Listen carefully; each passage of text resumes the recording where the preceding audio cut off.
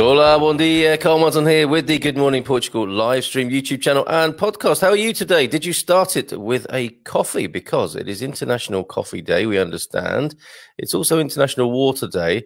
It's International Poetry Day, and no doubt loads of other things like International Occupational Therapy Day. And, you know, there's always something. But this is significant that it's Coffee Day today because the culture of coffee in Portugal is obviously very important. And I see my guest is just sipping a coffee in the green room as I look. Filipe de Barros will be joining us, one of the early pioneers of Good Morning Portugal, joined me very early on when we were doing this as a radio show. So it's going to be lovely to catch up with him. His background is that he comes from Portuguese stock and heritage, and he returned to live in Portugal a couple of years ago, I believe. Lives in Estoril, does some interesting stuff to make a living. So we'll talk to him about all of that and see how he's been getting on for the last couple of years, changing from life in the UK to life in Portugal. Just very quickly then, before we do that, before we go to him and we talk about coffee as well, it'd be lovely if you could answer the question, what's your favorite Portuguese coffee? Have you had any interesting stories or situations ordering a coffee in Portugal? It's often the first interaction we have, isn't it, with the culture, is going into a cafe. Excuse me. I need a coffee myself. I'm gonna have some. It's International Water Day, so I'm gonna have a sip of water. But yeah, it's one of the first interactions we have, isn't it, in Portugal, is going into a cafe. And why wouldn't you? Probably to get that first pastel de nata and order a coffee. And then that's where the trouble begins, because there are 322 different, well, not that many, but there are many, many different types of coffee in Portugal. So inevitably there will be some conversation about that today. So quick look at the weather then. Where is that weather gone? Oh, I haven't even loaded it onto my tabs this morning, but we should always have a look at the weather, I think, Portuguese weather here, for those who are here and those who want to be here, who are finding it. I mean, for the folks in the UK, for example, I think it's a mixed blessing to see the weather here. They're seeing what they're going to look forward to, as well as what they're missing out on currently today. So I'll give you the weather as soon as this loads up in Lisboa, in Coimbra, in Faro, and in Porto, of course. And we're still taking weather by request on the different districts around Portugal. Also, you can take part in our Expats Choice survey, basically. I've made what is your favorite coffee part of that this morning. So go to all the W's, Expats Choice Portugal. Oh, my word. Filipe is really having a giggle in the green room. Maybe I should get him to take over for a minute, because I'm really struggling here. I do need, on the International Water Day, a sip of water. But let's see how well I can. Actually, I'm going to do that. I'm going to have a quick sip of, I'm going to breathe, take a sip of water, have a little cough, and then get back to you, fully composed and calm.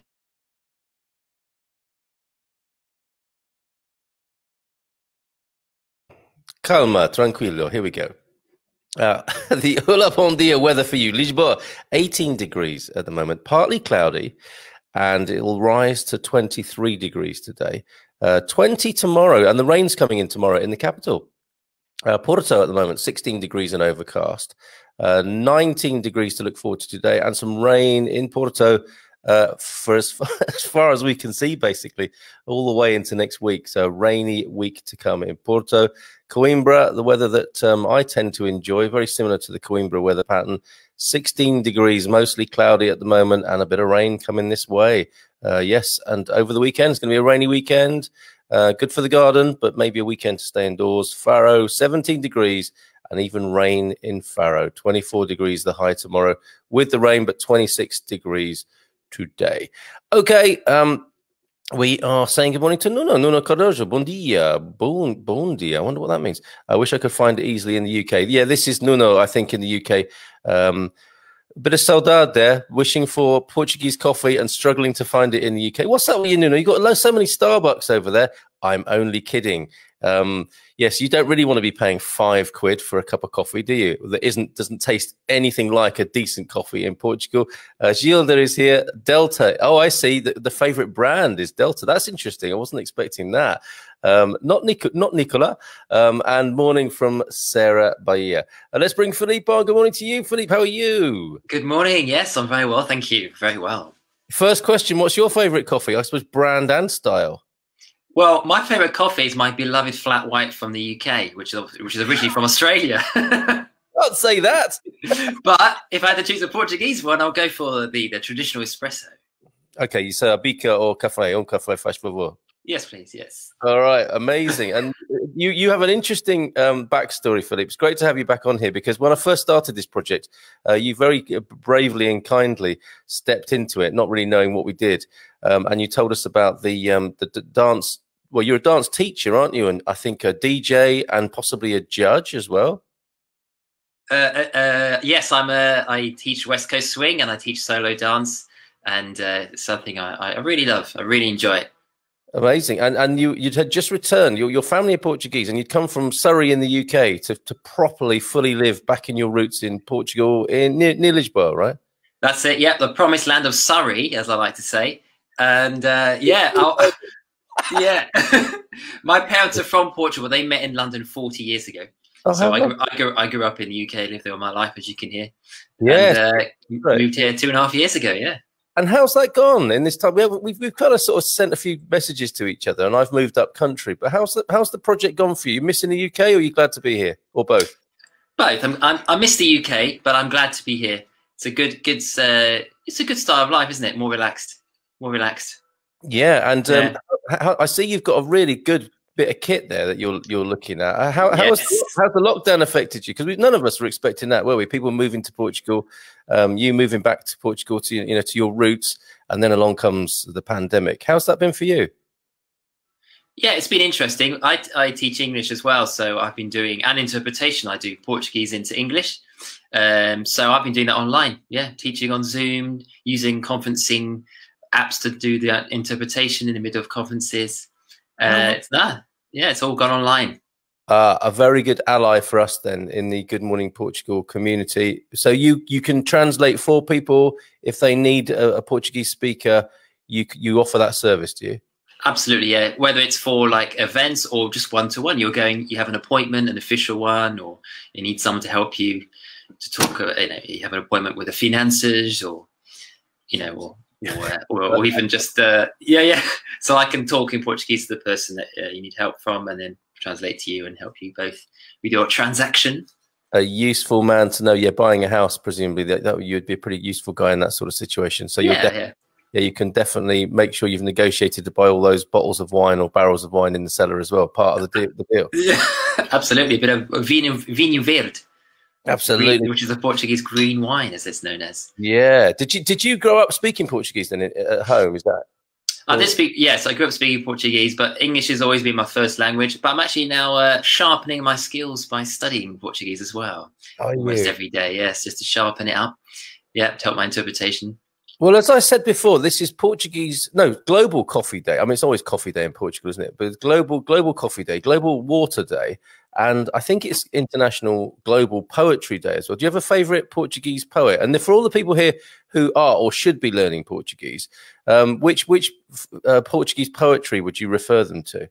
Well, I'm not an expert on Portuguese poetry, I must say, but a famous writer is Fernando Pessoa, which many people and Camões as well is a famous writer. And do you know what day it was yesterday, Carl? A special day yesterday in the world? Go on. International Translators Day. Oh, well done. So that was a plug for you and your brethren in the translation business. Yes, interesting, isn't it? Fantastic. We'll get you to talk a bit more about the dance, because I think that you kind of hit the ground running, didn't you, coming over with that? Yes, yeah. With the classes you were doing. But let's see what a few people are saying this morning. Hola, bon dia from Andrew Scarborough. It's got an oi bon dia. That's a useful sort of that's Portuguese hybrid, isn't it? That's used a lot in Brazil, oi as well. Oh, okay. Brazilian Portuguese, yes. Oh, so if it was in Brazil, it'd be sort of more like oi bom dia. It's like hey, yeah, good. Well, that's a good accent. A sexy lilt on it with the Brazilian. Hazelnut latte is his favourite coffee. Strange brew that, but I can only say cafe elite, and that's a coffee and milk. So you could go for Meia de Leite, Galao, and so on. Actually, let me just share on the screen all these different types of coffee just to whet your appetite and give you something to go at. Let's see, where are we? Where's the right place for this? That should be it. Yeah, I don't know if you can see that on your screen. Now look at all of these. This is the one Philippe likes. I also like Meia de Leite. It's very good as well. Me too. If you want a bit of milk, go for the mer de leite, can't you? Which is half, literally translated half milk. You've got the galao, which looks a little bit like a latte. You've got a pingado. I don't know what that is. Descafeinado is decaffeinated. Cheio is a shot with topped up with water, I believe. A batonado similar to that. Pingo similar to that. Yes, that is like an Americano. So it's filled up with more water. Yes. But there are so many. That's the weird thing, isn't it? It's, you know, like, well, which one do you go for? So you tell us. Bon dia from Jonathan Harding as well. Good morning to you, Jonathan. I recognise that name. You do? I do. I'm not sure where from. I've worked with Jonathan Harding in the past. Yeah. I see. Don't miss that one. Cafe with pastel de nata, combo deal in the local cafe. And you would think him saying that he's in Portugal. He's actually in Wales. Not that he can get out to do that at the moment. Isn't everybody locked and padlocked in their houses in the moment in Wales? Might have been a glass with a long spoon, which was interesting. Galao, if I'm not mistaken. Absolutely. Oh, I see. That's when you were in Portugal, Jay. Looking back to your memories of Portugal there. Yeah, the long spoon one is the Galao, closest to the latte, I think. And if you're looking for comparisons, I suppose... What's the closest to a cappuccino, Philippe? That would, I suppose, be a mer de leite, but it's not much like a cappuccino. Yeah, no, sadly not. Okay, Sarah says definitely Bundi. That's a brand, isn't it, rather than a type? Bundi, yes. It's one of the brands here, yeah. Okay, so Delta and Bundi, as it stands at the moment, are the two brands people seem to like. Lots of interest in this morning. It's fantastic. Bon dia, Carl, and the GMP listeners from Belgium this morning. I like a big, strong coffee. Just like she likes her men. Like a big, strong coffee with a little milk. How do I ask for that in Portugal? Oh, what is that one then? We'll let the whole hive mind answer that. But what's your guess on that, Philippe? A big, strong coffee with a little bit of milk. You could ask, bom dia, gostaria café mais forte com bocado de leite, se faz favor. There you go, easy. Not. It's so great to go out for a coffee and pastel de nata and a Bundi coffee.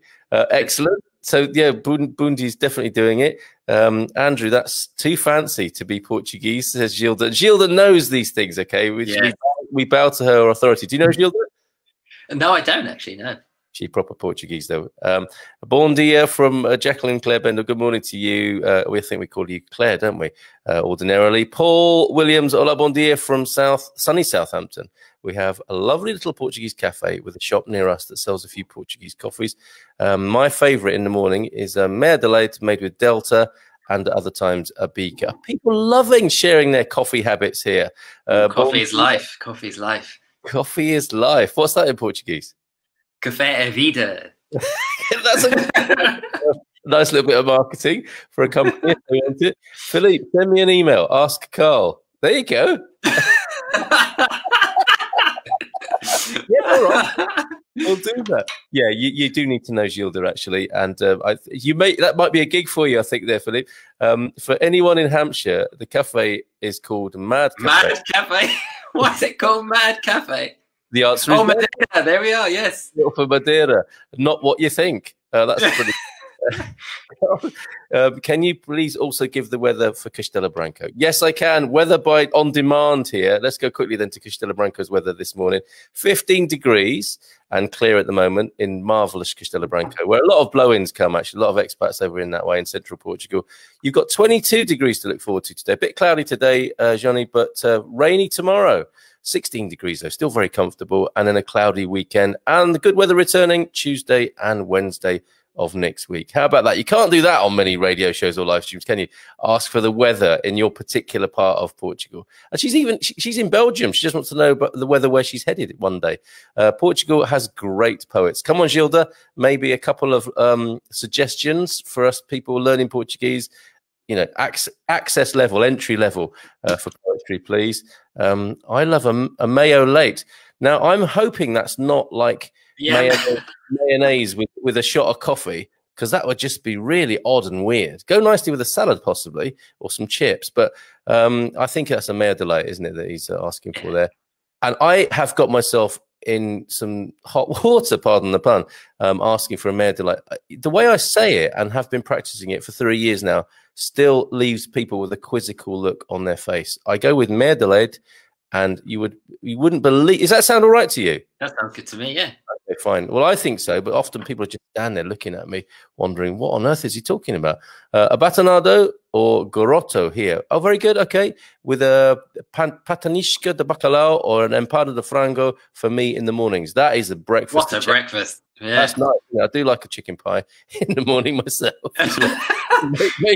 maybe a tostimista today, as it's cooler from last night's rain. Peter there, Pete in Castanero de Pera, seriously into the culture.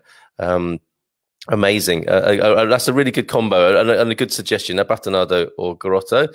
Do let us know over on expatschoiceportugal.com. Merdelates for Nunu, and he would just love to have one of those in the UK. Where are you, Nunu, in the UK? And so we'll see what we can do to have that happen for you. Wouldn't that be wonderful for Portuguese people if we could make sure they get a decent coffee elsewhere in the world? A big, strong one with a little milk would be an Abatanado Pingado. Yes, Pete, thank you for answering that question. For whoever it was who asked that earlier on, the strong coffee. Oh, it was Johnny, wasn't it? So you want an Abatanado Pingado. What's in that, Philippe? What are you sipping there? Is that a black coffee? I've got a instant coffee. No. Yeah. No, that's a crime against Portuguese coffee, my friend. You can't say that. Oh, it's so good. Okay, Cafe What is that? A liqueur that Garvo's having there in the mornings? Cheirinho is like it means a little smell. I'm not exactly sure what it is. Maybe Gary could explain. A coffee with a little smell. I don't know that would be my favourite start today. And yeah, I think Jonathan's saying it isn't. Oh, mayonnaise. yes. Not mayonnaise with a coffee shot. Morning, Joe. Joe's here as well. Always a mare de lait for me. Same here. I do like a mare de lait. And one of the things about that, and one of the things getting used to Portuguese culture, you know, the differences, is mare de lait is very rarely served steaming hot because of the hot weather, presumably. And often you'll get a mare de lait which is sort of lukewarm. And by, you know, I can imagine Americans freaking out when they get a lukewarm mare de lait. So this isn't right, you know. But actually, you never get a really hot milky coffee in my experience here. Would you agree? I've had a few which are over hot as well, like really hot. It makes the milk really thin. Oh, it's got to be just right, isn't it? Okay, we're going into a bit of barista technicalities there. I see. Yes. So if you make the milk scream, as some inexperienced baristas do, it makes it thin. Is that right? Yeah, it takes more water. It's not as nice. Oh, but then if it's too cold, it's not as nice. So it's a bit of an art, isn't it? It really is. It really is. Yes. Again, you know, I'm thinking I've paid €1 for this. And it's, you know, it's with my chicken pie or my pastel de nata. I'm not getting knickers in a twist about that. Cheirinho means a sniff.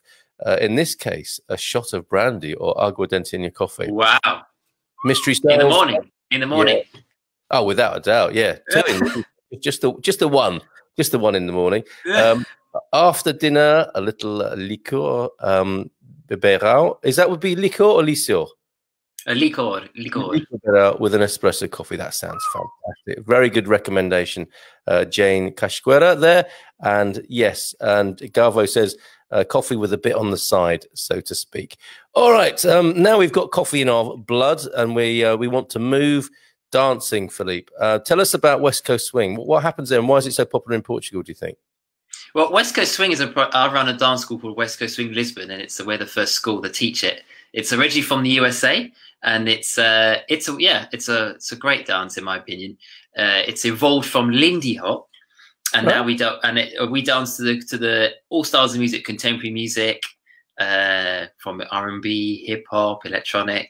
It's a partner dance, and it's a great way to meet new people and have fun, have exercise, and learn something. You know, learn a new craft. It's something that really appeals to me. Yes, and a good thing for, you know, because let's be honest here, a lot of the expats are getting on a bit, aren't they? So it's quite it's quite a good way to keep in shape, is it not? Yeah, it's good to get the blood flowing, get movement. I love movement, so I'm not someone that can stay sitting down all day. I have to move, especially after a couple of instant coffees. So absolutely. Is this so? As I imagined, it was all over Portugal, but this is, you say it's new from America into Portugal, and yes, only in your part of Portugal at the moment. At the moment, yes, yeah, and the school's called West Coast Swing Lisbon. Which, okay. Yeah. So, from your knowledge of Portuguese history, then, what is the traditional dance method or style here in Portugal? Is it the the kind of festa. What's that style of? What's the music? The cheeky music of the festa? Is that the bimba music? Or... Yeah. Is that the sort of more traditional style of dance? Well, that's like the folk dances of Portugal. There's quite a few from different regions. There's in the north. There's a place called Minho, which is famous for its folk dances. Right. But in terms of today, the big styles are known as SKB, Salsa, Kizomba, Bachata. Those are the three huge styles of partner dances in Portugal. Okay, and what's this then? I walk past my just in a little village. Not I wander about and have a look, see what's going on in Portuguese culture, and I look above a cafe and I see there's a dance studio, Keep Fit studio, and they've got Zumba and the normal sort of things, aerobics, that kind of vibe. And then I see an advert for Boom Boom Brazil. Should I go along to that or not? What's that about? Oh, you must do. You must do. That's to work your tush, the boom boom. Oh. So you'll be there if you're good at squats and lunges. Go for it. Is that what it says on the form? Must be good at squats and lunges during this. Oh, I see. Okay, would I be welcome there? Is that a sort of unisex class or what? I presume it is, but you may be the only male there. Can you? So you'll be like going to a den of lions. It could be awkward, I'm thinking. Perhaps yes. The expat English bloke turns up for the Boom Boom Brazil class. Okay. Portugal converted me from tea to coffee. Ooh. Yes, this is what happens, isn't it? And Andy Craig says, "Bon dia, Galau." First Galau of the day, right now in up and coming Olhão. Oh, do you want to say more about that, Andy Craig? What's happening there? He's starting a property boom by the sound of it in Olhão. So in these last 2 years, then, Philip, it's really good to catch up with you and get your impressions of what you thought it would be like, what it's actually been like. So how has that been with your added advantage, obviously speaking Portuguese, with your family history here? Is it all you expected? Have things taken you by surprise? Have you got any funny stories about being here in your journey so far? Well, that's a good question. It's been a bit of a roller coaster. It's been 2.5 years now. I would say that, as my twin brother says, we're caught between two cultures. So we've got Portuguese parents, but we grew up with the British culture, and living here is definitely different to coming on holiday here. And there'll be cultural differences that, could cause a little bit of stress if you're not used to it. So I love how the UK we're very polite, aren't we? Would ask you like, "Oh, would you mind?" or "Could I please?" I think you might be wrong. Instead of saying more directly, as you may hear in Portugal, and they don't mean to be, but they don't mean to be. It's just that our different culture. They might say, "You're wrong." Yeah. Instead of, "Oh, have you thought about it this way? Maybe this is the way." Those little differences. Yeah. But really, I mean, what do you prefer? Both have their positives and negatives, don't they? Like, very diplomatic. They think so. Like if someone, at least they tell you how it is, and then they forget about it, and you think, but you might think, I think they're angry with me, but they've forgotten about it already a minute later. Whereas maybe in the UK, we might hold on. A lot of people might hold on to stuff without saying anything. For 3 generations sometimes. over a simple thing that was said over a Sunday roast, and instead of being Portuguese about it and saying, "No, that's nonsense. How it is like this," and then you go, "Okay, I hadn't thought of that. Yeah, okay, fine. Let's have another licor berau about that." Licor berau, yes. And it's done and dusted, isn't it? And I quite like the sound. I really like the sound of that. And it was a shock to me actually when I dealt with dealing with Portuguese colleagues, in a sort of more of a business setting, and you get told, "No, it's not like that." It's like, "Oh God, that's a bit," and it's direct, isn't it? Yeah, that's right. If you spin it round to a British business meeting, not only is the natural position of the British to be resentful but polite, in business it's like double polite, isn't it? Because you want the business, and so you would never dare sort of challenge a business prospect in quite an outright way. But in Portugal, I love it. It's straight up. No, it's not. No, it's not like that. And not just like, if you see 2 Portuguese people saying, "No, it's not like that," you think there's a row breaking out here. I might have to step in a minute and split these 2 up. And they're just having a normal conversation, but a difference about some sort of technicality. Yeah, it's hilarious. My dad has a funny story that he will see 2 drivers in Portugal. One will cut the other one off. The other one's like swearing, and the other one's shouting back. And then afterwards they hug and say, "Right, see you later." Yeah. In England, it's like, it's obviously exaggerating, but the person will get out of the car and punch you. Yeah, they held it in for so long. I will hunt you down. I will drive behind you for 27 miles. Yeah. And then get out of the car and say, sorry, but I think you might have cut me up. Yeah. Yeah, so that's one of the things I would say. That the lifestyle is very relaxed here, isn't it? It's good. I really like it. I mean, you don't got so much pressure. Where have you settled in Portugal? Do you mind saying? No. I'm in Estoril, which is in the greater area of Lisbon, but on the coast. There's a famous casino here. Yes, of course. I was going to ask you about that. Is that to suit your glamorous lifestyle, being in such a sort of, historically rich place? Absolutely. How did you know? Well, this is in fact, it inspired Casino Royale. Didn't it just? And that's such a lovely story. Yes. And the idea that those hotels and the casinos were full of spies and diplomats during the Second World War. Is that true also? That's it. Yeah. How do you know that? Well, I do. I mean, in the course of doing this show, I'm a pretty lazy scholar, but in terms of talking to people and finding things out for Good Morning Portugal, that really helps me. And I think another fact I know about Estoril and the casino there or a hotel there is because the Germans were there in the war. Portugal had a pretty enlightened sort of approach to this, didn't they? I think Salazar was thinking to himself, hold on a minute, these guys are at war. We'll be neutral and we'll sell stuff to everybody. And we'll only take payments in gold. And now Portugal's got a massive gold reserve, I think, as a result, that they don't quite know what to do with. But, that was a unique position. So people from all over the world with an interest in the war were coming to Portugal, notably to Lisbon and Estoril. And I think the Germans wanted their traditional pastry. And so the bola de Berlin, the cake of Berlin. One of my favorite cakes. Me too. I had a chocolate one. I had a chocolate one yesterday, and I feel a bit ashamed of myself, quite frankly, because I went against the norm. It should be custard inside that donut. Yes, right? yes. Oh, it's delicious. And I looked at this. I looked at it in the bakery yesterday with my kids, and I thought, I know they'll like this, and I'll like it as well, because obviously, buy it to all intents and purposes, you buy it for the kids, and then kind of eat most of it yourself. And it was a chocolate one, and actually, it's wrong. It's just not. It really isn't cricket. Have you tried potentially the best cake, which is bola de bolacha? It's made by this special biscuit, Maria biscuit, the best cake in Portugal. If our listeners have, please text in. Do you mean these?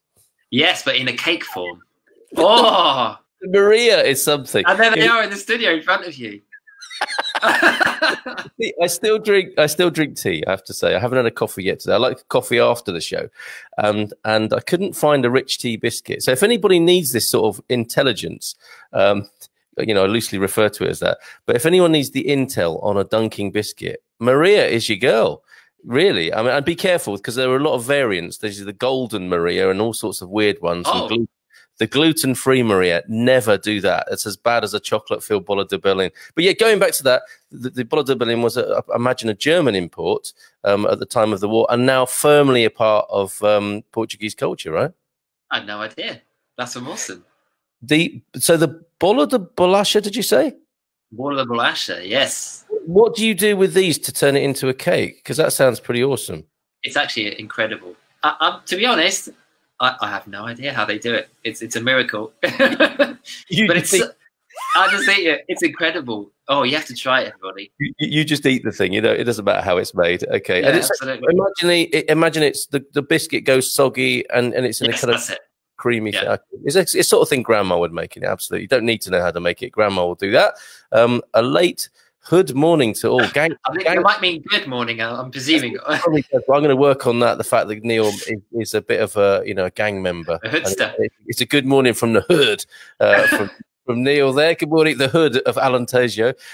Yes, Filipe, Portuguese are too genuine. Too genuine. That's a really nice way of putting it. And sometimes they can be rude.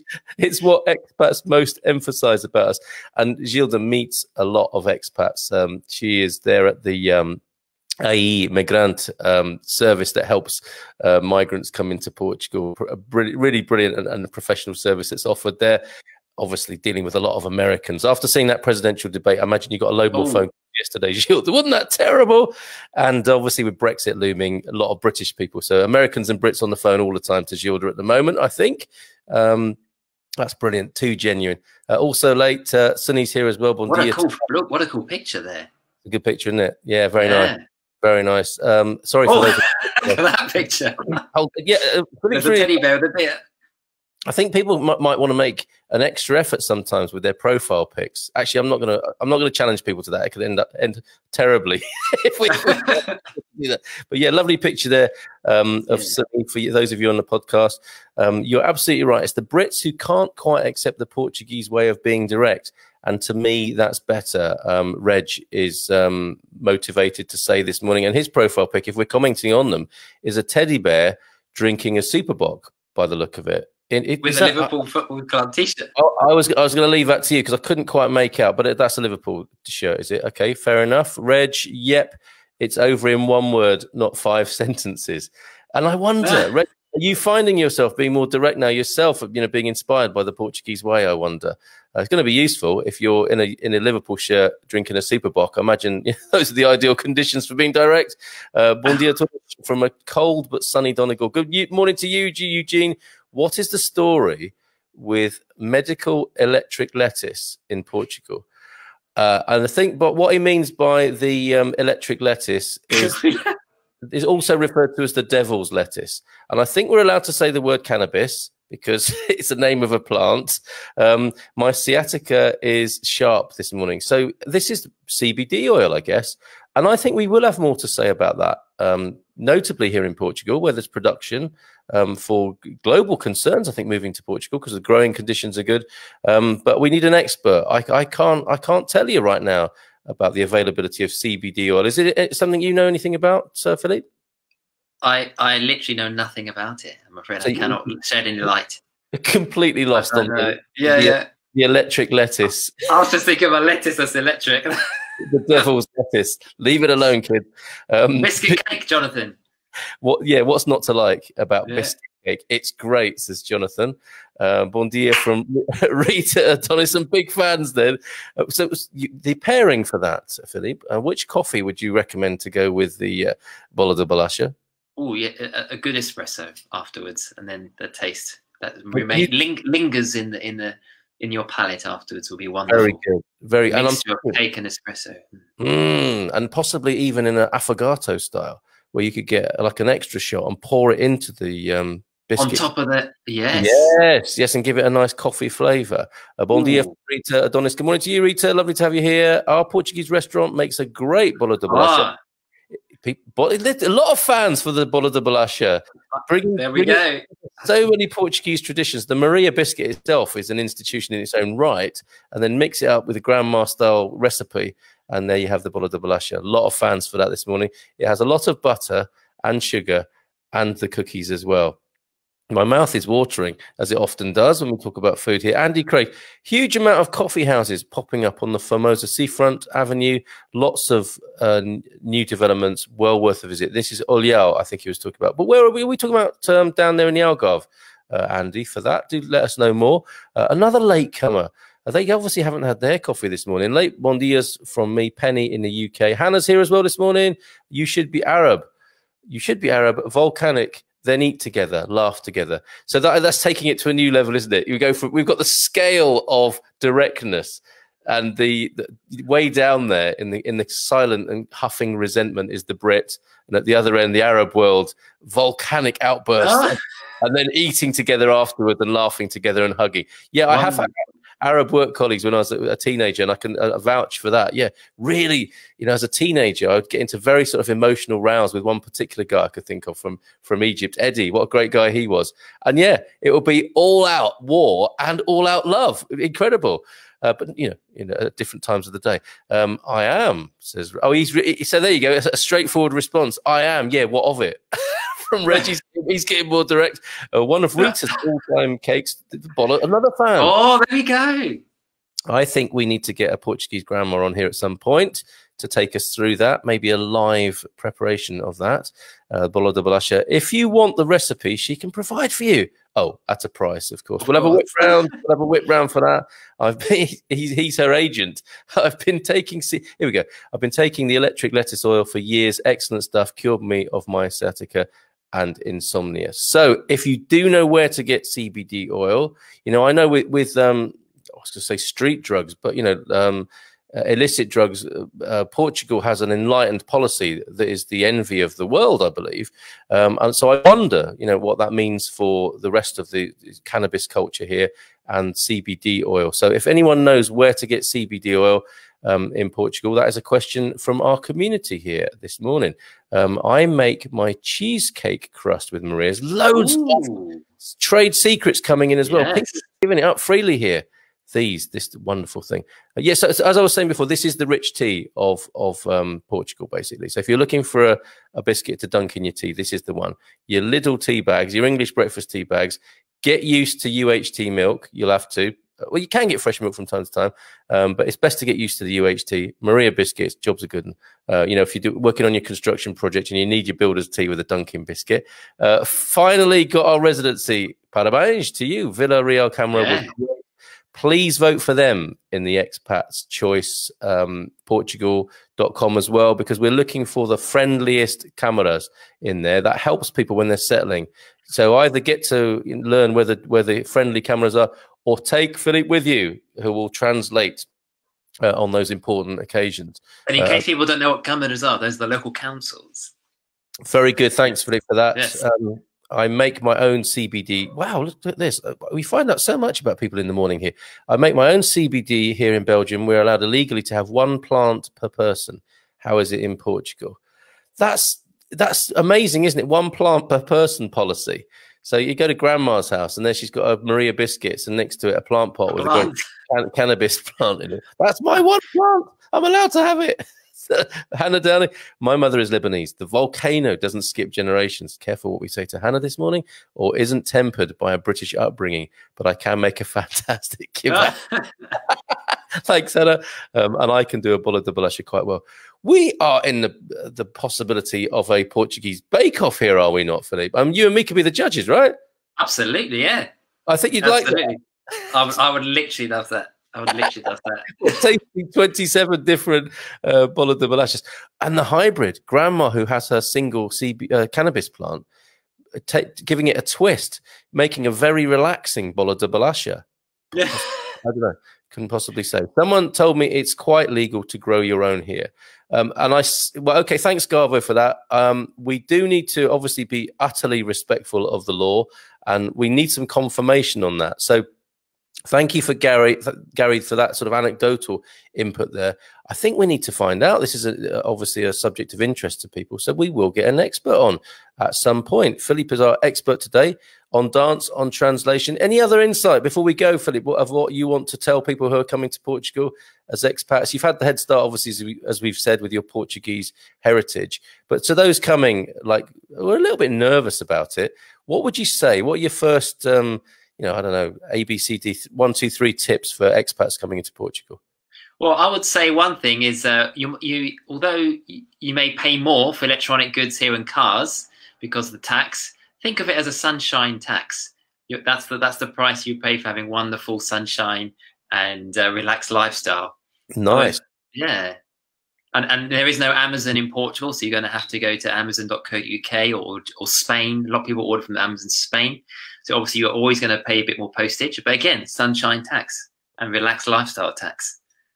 Amazing. The government needs you working for them, don't they? I've never heard such a positive reframing of high pricing before. That's brilliant. That's a little pricing we have to pay, sadly. But for living in Portugal, then we can think, oh yeah, but I moved here because it's more relaxed, better for my health. Yeah, absolutely. And it's the same with the EVA tax is an eye-watering 23%. But it's the same. Yeah. If you want public art and public services, you got to pay for it. And some expats can get 20% with a non-habitual residency status, which you have to talk to your specialist about. But certain jobs, the government will give you if you're bringing certain things to value to Portugal. But I'm not obviously a legal advisor here, so do seek the advice of a specialist. Gilda is our person for that, and we will. I'm going to connect you. I'm really intrigued to know what that's about. I'm just sort of being nosy there, but we'll find out. Maybe that could be you. Anything else for the expats? Come with an open mind and expect an adventure. And well done. If it's the right move for you, then congratulations.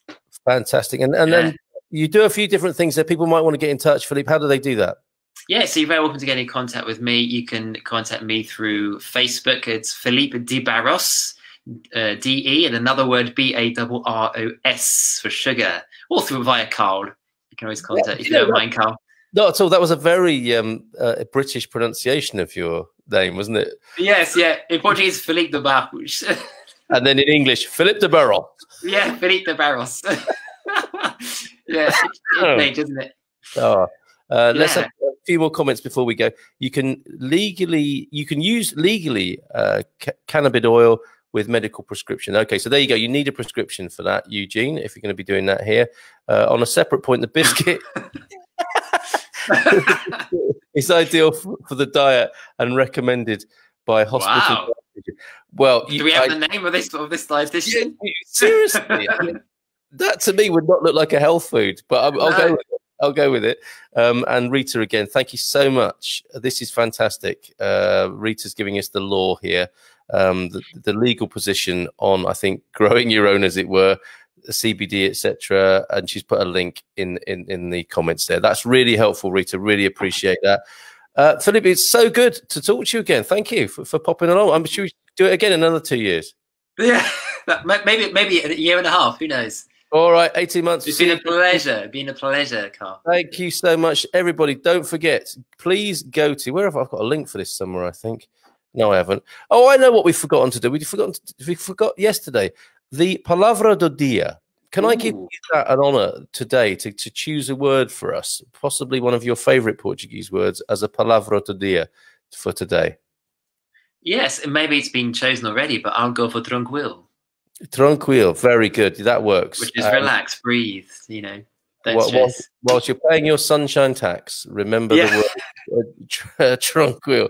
Filipe de Barros or Filipe de Barros, thank you so much for being with us this morning. Thanks nice to meet the community as well. Aren't they wonderful? Take care, everybody. Hey, everybody. Actually, no, before I go, I have to say it is the social night with expatsportugal.com tonight. There might be space left. Go to expatsportugal.com, click on the events tab and join us for a really fun evening. One of Jerry's legendary quizzes. We've got another one of those tonight. Really good fun on the social. And then straight after, tasting that orange wine from the Alentejo. So the Good Morning Portugal Wine Club tonight. Orange wine. No citrus harmed in the production of that. It's just the colour that they're referring to. So yes, social night tonight with expatsportugal.com, wine club thereafter, and Gilda has to go to. I'm sorry, I have to leave you. The phone doesn't stop ringing. Brexit, tic tac. Tic tac. Ciao, ciao, bye for now. Beijinhos, abraços, até já.